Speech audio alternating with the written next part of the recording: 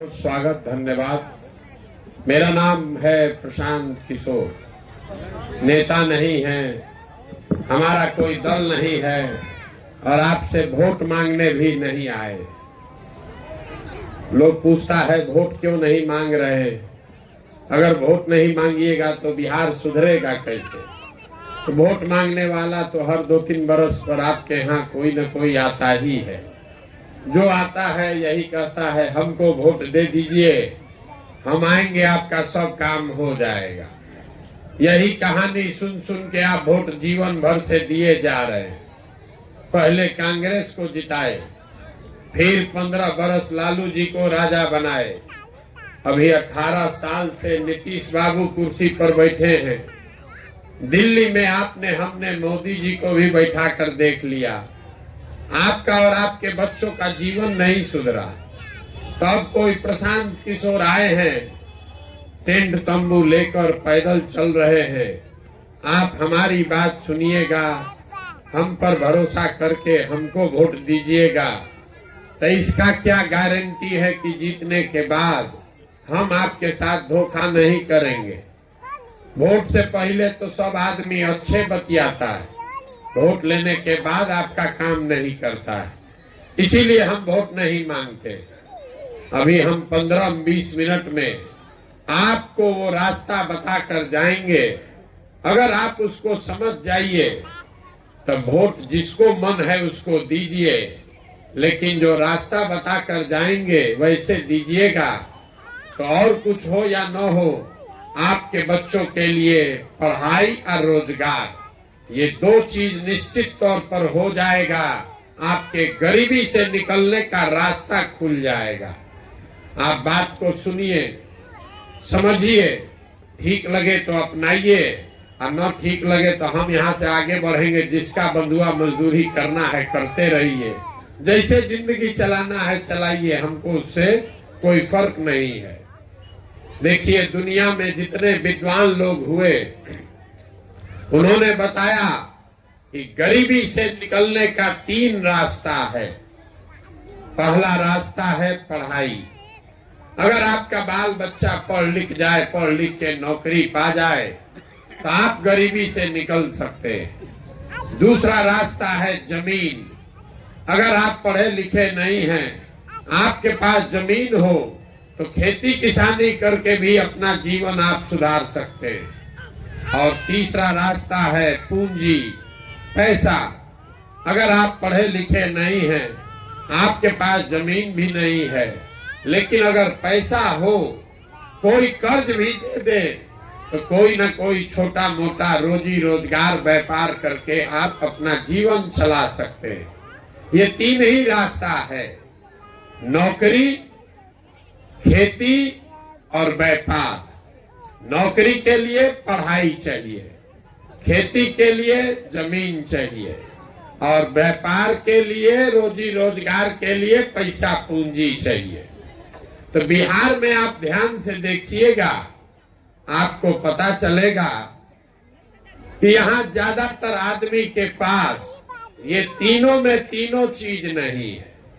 आपके बच्चों के पास पढ़ाई का सुविधा ही नहीं है तो नौकरी उसको मिलेगा कैसे। आप में से जितने लोग बैठे हैं, 100 में 60 आदमी बिहार में ऐसा है जिसके पास 1 धूर जमीने नहीं है, तो वो खेती बेचारा करेगा कैसे। और 100 में 80 आदमी ऐसा है जो दिन में 100 रुपया भी नहीं कमाता है, तो उसके पास पैसा पूंजी है ये नहीं है, तो व्यापार करेगा कैसे। यही कारण है कि आप वोट चाहे जिसको भी दे दीजिए, सरकार आके सड़क बना दे, नाली गली बना दे, आपको 5 किलो अनाज दे दे कि सिलेंडर बांट दे, आपका गरीबी नहीं खत्म हो सकता है। वोट जिसको देना है दे दीजिए, आपका गरीबी खत्म नहीं होगा। गरीबी खत्म तब होगा जब आपके बच्चों के लिए पढ़ने का व्यवस्था हो। गरीबी खत्म तब होगा जब आपके लिए खेती से कमाने का रास्ता खोला जाए।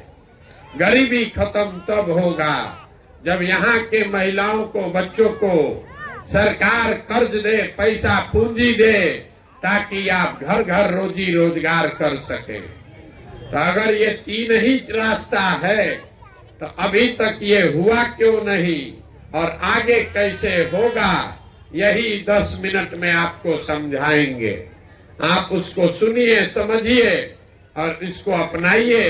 अपने आप आपके गरीबी खत्म होने ही वाला है। अब आपसे ये रास्ता जो बताएंगे उसके लिए भाषण नहीं देंगे, आप लोगों से 4 सवाल पूछेंगे। अगले 15 मिनट में 4 सवाल आपसे पूछेंगे। हर सवाल का आपको जवाब देना है, हाँ या ना बोलना है। बोलिएगा तो बुझाएगा, न बोलिएगा नहीं बुझाएगा। यहाँ बैठ के कथा मत सुनिए, मूड़ी मत हिलाइए, आपस में बात नहीं करना है, ताली नहीं बजाना है। अगर ये रास्ता सीखना है तो सवाल का जवाब देना है, जोर से मुंह से हाँ बोलना है, हाँ या ना।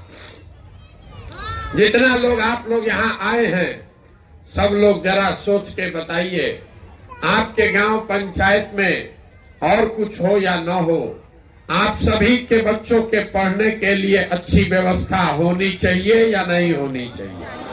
उठाइए हाथ, सबको हाथ उठाकर बताना है, होना चाहिए कि नहीं होना चाहिए? होना चाहिए। हम नहीं बोले। अभी आप लोग जितने लोग आए हैं, आप चाहे पढ़े लिखे हैं या अनपढ़, आप हिंदू हैं या मुसलमान, आप अगड़े हैं या पिछड़े, गरीब अमीर, महिला पुरुष, बुजुर्ग युवा, सब ने कहा कि न भैया पढ़ने का व्यवस्था होना चाहिए। क्योंकि इतना समझदारी तो आप सब में है कि अगर आपका बाल बच्चा पढ़ेगा, पढ़ लिख के नौकरी रोजगार पाले, तो कोई मुखिया बने, कोई सरपंच बने, कोई जीते कोई हारे, आपके बच्चे का जीवन सुधर जाएगा। इतनी समझदारी आप सबको है। तो अभी आपको दिखाएंगे कि आपकी बर्बादी का कारण क्या है। सब आदमी एक बार अपने अपने बच्चों का चेहरा याद कर लीजिए और अपने बच्चों के नाम पर ईमानदारी से बताइए, आप में से किसने जीवन में एक बार भी अपने बच्चों के पढ़ाई के लिए वोट दिया है? देखिए अपने गांव का दशा देखिए, अभी कितना होशियार बनकर बोले हैं, हे भैया पढ़ाई होना चाहिए, लेकिन आप में से किसी ने जीवन में कभी पढ़ाई के लिए वोट नहीं दिया, अपने बच्चों के पढ़ाई के लिए वोट नहीं दिया। दूसरे का तो बातें छोड़िए, कोई खड़ा होके कहेगा अरे यहाँ तो कोई नेता पढ़ाई के लिए वोटे नहीं मांगता है, और अगर हमारा बाल बच्चा पढ़ लेगा तो भी नौकरी नहीं मिलेगा।